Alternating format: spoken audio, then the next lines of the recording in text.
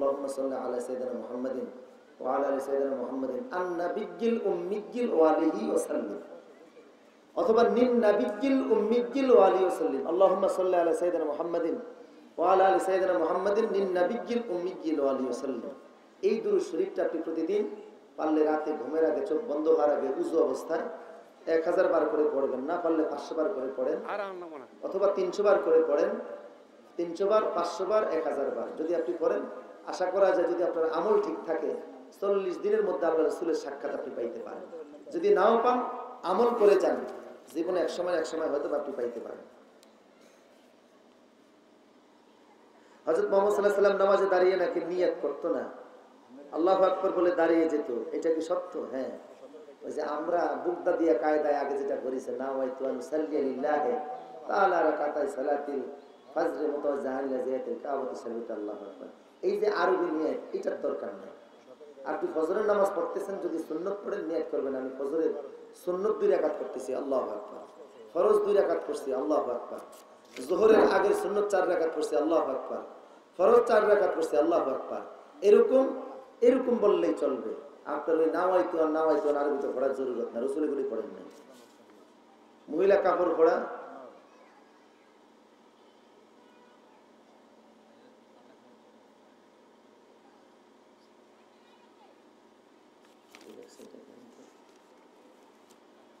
স্বামীর হুকুম ছাড়া ওয়াজে, তালিমে এবং কোরআন শিক্ষায় যেতে পারবে কিনা? দিন শিক্ষা নারীর জন্য ফরজ, পুরুষের জন্য ফরজ। নারীর জন্য দিন শিক্ষা ফরজ, পুরুষের জন্য তালাবুল ইলমি ফারিদা আলা কুল্লি মুসলিমিন ওয়া মুসলিমা, এটা ফরজ। কিন্তু এই ফরজ আদায়ে আপনাকে যেতে হবে। তবে স্বামীর খেদমত করাও ফরজ। আপনাকে হিসাব করে দেখতে হবে যে কি হচ্ছে, স্বামীর খেদমত কোনটা বেশি জরুরি। যদি স্বামীর বিষয়টা বেশি জরুরি হয় সেটা আগে করবেন, পরে তালিমে ওয়াজে যাবেন। আর যদি দেখেন যে না সেটা জরুরত না, তাহলে আপনি ওয়াজে তালিমে কোরআন তেলাওয়াতে যেতে পারেন। সাহু সেজদা করার নিয়ম কি একটু বলবেন? সাহু সেজদা হচ্ছে, যদি নামাজের ভিতরে 14টা ওয়াজিব আছে, এই ওয়াজিবগুলি যদি ভুল হয়, নামাজের মধ্যে 14টা ওয়াজিব আছে, এই ওয়াজিবগুলি যদি ভুল হয়, তাহলে আপনি নামাজের শেষ বৈঠকে ডান দিকে একবার সালাম ফিরাইয়া তারপরে 2টা সেজদা দিবেন, আল্লাহু আকবার বলে সেজদায় যাবেন, তাসবিহ পড়বেন, বসবেন, আবার সেজদায় যাবেন, আবার তাসবিহ পড়বেন, তারপরে 2টা সেজদা দিয়ে আবার আত্তাহিয়াত দুরূদ শরীফ পর্যন্ত পুরাটা কইরা তারপরে সালাম ফিরাবেন। প্রথম আত্তাহিয়াত অর্ধেক পড়ে আব্দুহ রাসূল পর্যন্ত পড়ে ডানে সালাম ফিরাইয়া 2টা সেজদা দিবেন, তারপরে পুরা আত্তাহিয়াত পড়ে দুরূদ শরীফ পড়ে ডানে বামে 2 দিকে সালাম ফিরাবেন। উমরা এতিমের হক নষ্ট করে, এতিমের পাওয়া ঠিক মতো বুঝাইয়া দেন না, মুখে বলে আর কাজে করে এক। এটা তো আল্লাহ বলছেন যে কাবুরা মিথ্যা ইনদাল্লাহি আন তাকুলু মা লা তা'লামুন। ওই গুনাহ চাইতে আর বড় গুনাহ কি হতে পারে যে মুখে বলে একটা, অন্তরে রাখা আরেকটা। এটা তো মুনাফিকের খাসলত, বড় মারাত্মক কবিরা গুনাহ। আর এতিমের হক যে নষ্ট করে, সে আমার মতো বক্তা না, সারা দুনিয়ার মসজিদ না, কাবা শরীফে যায় যদি 40 বার হজ করে, তার একবার হজ কবুল হবে না। কোনো এতিমের মনে কষ্ট দেওয়া, কাবা শরীফকে 1000 বার ধ্বংস করলে যেই গুনাহ, এতিমের মনে কষ্ট দেওয়ার গুনাহ আরো বেশি মারাত্মক, কেউ যদি এতিমের হক নষ্ট করে। হুজুর, এই লোকের দোয়ার খতম 1 লাখ পুরা পড়তে হয় নাকি 75,000 পড়লে খতম হবে? 1 লাখ বার, এটা 1 লাখ বার কালেমার খতম, যেটা লোকেরা করে 75,000 বা 71,000 বার। আচ্ছা, মহিলারা যে আরেকটা প্রশ্ন এসেছে যে মহিলারা বাড়িতে বাড়িতে যায় যে তাবলীগ করে। এখন তো ইসলাম শিক্ষা সহজ, আপনি স্বামী, সংসার, পরিবার পরিজন ফেলে যদি বাহিরে যান, এত যদি সংসারের স্বামীর খেদমত করে, কিন্তু বড় আপনারা মনে করেন স্বামীর খেদমতের সওয়াব নেই। স্বামীর খেদমত করবেন ততক্ষণ আপনার সগীরা গুনাহ জড়িত পড়ে থাকবে। স্বামীর চেহারা দিকে তাকিয়ে থাকবেন যতক্ষণ, সগীরা গুনাহ মাফ হবে। স্বামীর হাত ধরে রাখবেন যতক্ষণ, সগীরা গুনাহ মাফ হবে। স্বামীর পাশাপাশি থাকবেন যতক্ষণ, সগীরা গুনাহ মাফ হবে। স্বামীর চেহারার দিকে তাকিয়ে থাকবেন যতক্ষণ, সগীরা গুনাহ মাফ হবে। স্বামীর খেদমত, বাচ্চাদের খেদমত, সংসারের খেদমত করবেন, আপনার আমলনামার ভিতরে প্রত্যেকটা সেকেন্ডের ইবাদতের সওয়াব লিখিত হতে থাকবে। এখন মনে করা হয় যে স্বামী, সংসার এগুলি সওয়াব নেই, এই জন্য তালিম করার জন্য লোকেরা, মেয়েরা বাড়িতে বাড়িতে দৌড়ায়। ওটা আসলে ঠিক নেই। একান্ত সময় পেলে ইসলাম শিক্ষার জন্য আপনি কোথায় যেতে পারেন, সেটা স্বামী, সংসার, এই সমস্ত জিনিসের জন্য ব্যাঘাত না হয়। আর মহিলারা তাবলীগের জন্য মহিলা তালিম এরকম করা উচিত নয়। কারণ হচ্ছে যে এই জিনিসটার আমরা একটা প্রথম সফলতা দেখছিলাম, এখন বেফলতা দেখতেছি। পর্দা পুশিদা ছেড়ে নারীরা বিভিন্ন জায়গায় যা করতেছে, অনেক সময় গুনাহও হয়। আপনারা পরিবেশ ঠিক করে বুঝবেন, যদি এরকম দিনই পরিবেশ থাকে সেখানে একত্রে বসে যাওয়া যায়, করা যায়। কিন্তু যদি পর্দা, আমল, আখলাক, পর পুরুষের সাথে সাক্ষাৎ ইত্যাদি ব্যাঘাত হয়, না যাওয়াটাই ভালো। মহিলা চিল্লা আছে কিনা? না, নাই। 40 দিন 3 দিন ভাত না খেয়ে শুকনা খাবার খায়, এটা কি ঠিক? না না, এরকম বৈরাগ্য জিন্দেগি ইসলামে নাই।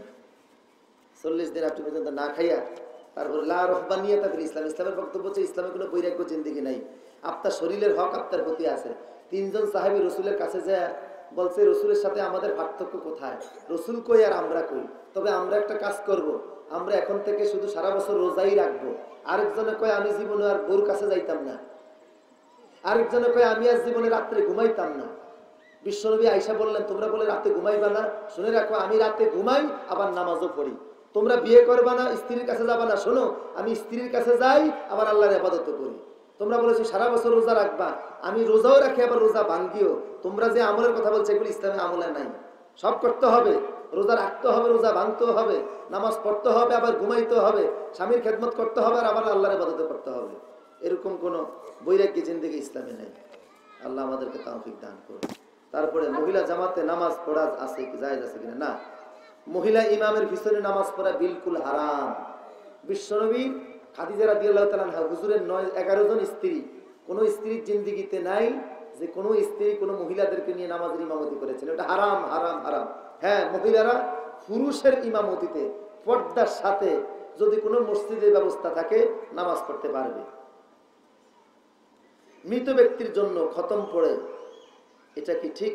হ্যাঁ, কোনো মৃত মানুষের জন্য খতমের দোয়া রেসানি করা, কোরআন শরীফ খতম করে তার জন্য দোয়া করা, কোরআনে কারীমের হাদিয়া তার আমল নামায় দেওয়া, দান সদকা করে তার কবরে দেওয়া, এটা জায়েজ আছে। মৃত ব্যক্তিকে স্বপ্নে দেখানো, সে আবার মৃত হলো, এটা কি আর কবর সুন্দর দেখা কি? এগুলি স্বপ্নের ব্যাখ্যা। আমি আপনাদেরকে বলছি, এই সমস্ত বিষয়গুলি প্রকাশ্যে কখনো বলবেন না। আমি যদি তাবির আপনাকে এখন বলে দিই, রেজাল্ট উল্টা হতে পারে। ভয়াবহ প্রশ্ন অনেক সময় থাকে, আপনাকে সতর্ক করা হচ্ছে, অথবা কোনো নিয়ামত দেওয়া হচ্ছে। যাত্রার সামনে যদি এর ব্যাখ্যা করা হয়, এটা হিতে বিপরীত হবে। আল্লামা ইবনে সিরিন থেকে কথা। প্রথম বক্তব্য হচ্ছে, এই ব্যাপারে একটা বই আছে, যদি পারেন কালেকশন করবেন, স্বপ্নের ব্যাখ্যা, লিখক আল্লামা ইবনে সিরিন। এই বইটা কালেকশন করবেন। অথবা যদি এই স্বপ্ন ব্যক্তিগতভাবে বলবেন, মানুষের সামনে নয়, কারণ ফলাফল যা বলা হবে এটা আপনার অনেক সময় উল্টা হতে পারে, এবং খুব সতর্ক এই ব্যাপারে। ওয়ালাইকুম আসসালাম।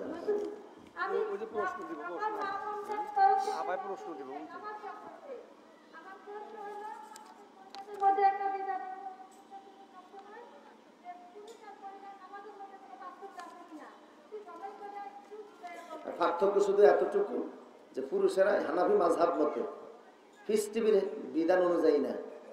হানাফি মাযহাব মতে নারীরা বুকের উপরে হাত বাঁধবে, পুরুষেরা বুকের নিচে, নাভির নিচে হাত বাঁধবে। পুরুষেরা যখন নামাজে দাঁড়াবে তখন পুরুষেরা 2 পায়ের মাঝখানে ফাঁকা রেখে দাঁড়ায়, কমপক্ষে 1 বিগত।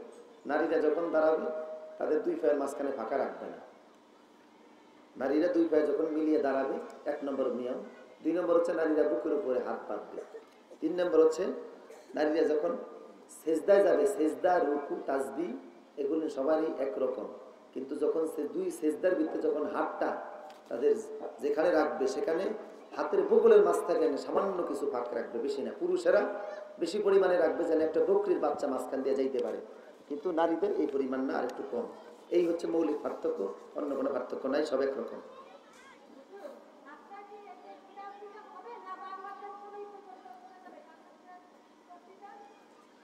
জি না, না, কোনোই পর্যন্ত নয়। ডান হাত বুকের উপরে যে হাত বাঁধবে তখন ডান হাতের 3 আঙ্গুলি বাম হাতের উপরে থাকবে, বৃদ্ধাঙ্গুলি আর কনিষ্ঠ আঙ্গুলি দ্বারা হাতের পেটটাকে জোরে চাপ দিয়া ধরবে। আর এইভাবে করে তারা কোনোই পর্যন্ত না, কোনোই পর্যন্ত না, বরং হাতের কবজির পরেই, বাম হাতের কবজির পরেই চাপ দিয়া ধরবে, কোনোই পর্যন্ত না। আরেকটা প্রশ্ন এসেছে যে স্বামী স্ত্রী ইন্টারকোর্সের পূর্বে যদি ছেলে মেয়ে মশারির সাথে লেগে থাকে তাহলে তাদের হাত দিয়ে সরানো যাবে কিনা? যাবে, এতে গুনাহ হবে না, কারণ আপনার মনের উদ্দেশ্য খারাপ না, এই জন্য যাবে। হুজুর, বিদেশ প্রবাসী দেনা থাকলে এই যে প্রশ্ন দিয়েছি হুজুর, কোরবানিতে বলুন। আসসালামু আলাইকুম। জি মহিলারা কি দাঁড়ায় মিলাদ করা যাবে কিনা?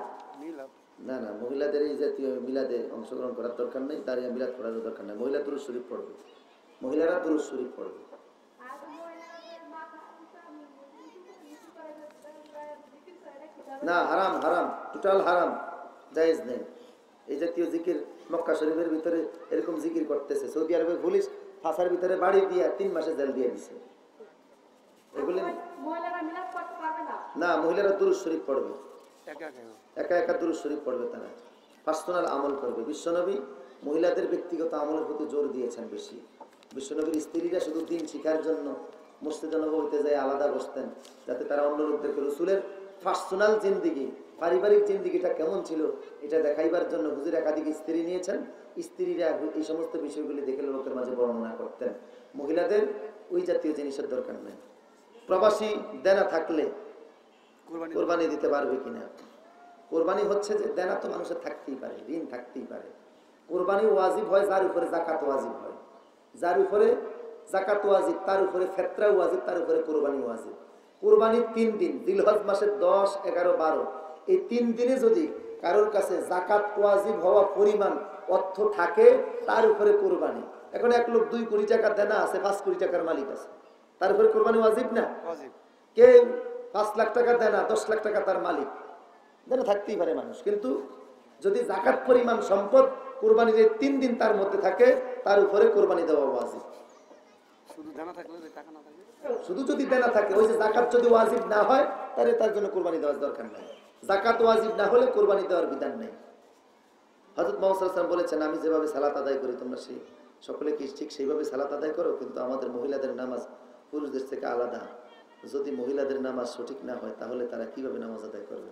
আমি আগেই বলেছি যে 2 ধরনের হাদিস। আল্লাহ রসুল এর একটা হাদিস আছে যে নাভির নিচে হাত বাঁধা, আর একটা হাদিস আছে বুকের উপরে হাত বাঁধা। ইমাম আবু হানিফা রাহমাতুল্লাহ আলাইহি 2 হাদিসের সমন্বয় করেছেন। নারীরা বুকের উপরে হাত বাঁধবে, পুরুষেরা নাভির নিচে নামাজে হাত বাঁধবে। দোনোটাই রসুলের হাদিস, দোনোটাই সুন্নাত, দোনো হাদিসের উপরে আমাদের আমল হয়ে যাচ্ছে।